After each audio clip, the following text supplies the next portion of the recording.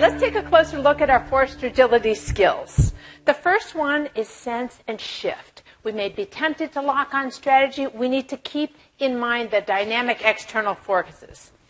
Embracing our inner politician rather than running away from the politics. Inspiring, engaging rather than telling and selling. And finally, change fitness to avoid that deer in the headlights change fatigue that's absolutely epidemic in our organizations today. So that first skill, the common pitfall is lock and load. We spend so much time getting the strategy right, getting it agreed to up and down and across, that we have this tendency to say, we're not going to look at it again. It's going to either be in a drawer or it's going to stay rigid. And unfortunately, what happens then is the world changes and we're left unprepared. Instead, we advocate that you sense and shift as the world changes. For example, there are 3 things to look at. 1, anticipating game-changing forces. The second one, really thinking about what your organization or team's strengths are and leveraging those. Many people are focused on weaknesses and not on strengths. And the way you grow and the way you fulfill your organization's mission is by focusing on strengths.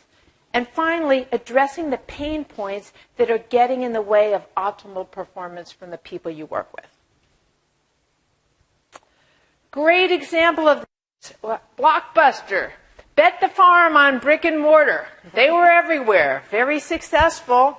They weren't nimble enough when streaming video came along, and as you all know, Netflix ate them for lunch. Today there are 5 million Canadian Netflix consumers and 80 million worldwide, and they continue to thrive. They were the more agile competitor, and they won. Well, suppose you are in the men's personal care business. This is a microbrewery named Duffy's, who's come up with a whole line of beer-based products for men.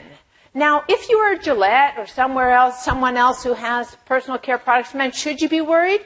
I don't know, but it's probably worth keeping an eye on, because the day somebody comes out with a study that says beer prevents hair loss, you better be with your formulation to get that thing out on the market, because chances are that thing's going to take off.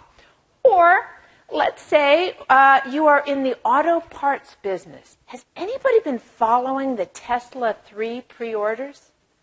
Any guesses how big the business is that they've got just in pre-orders? 500,000. Any other guesses? Way too low. $14 billion in pre-orders for the Tesla 3. $14 billion.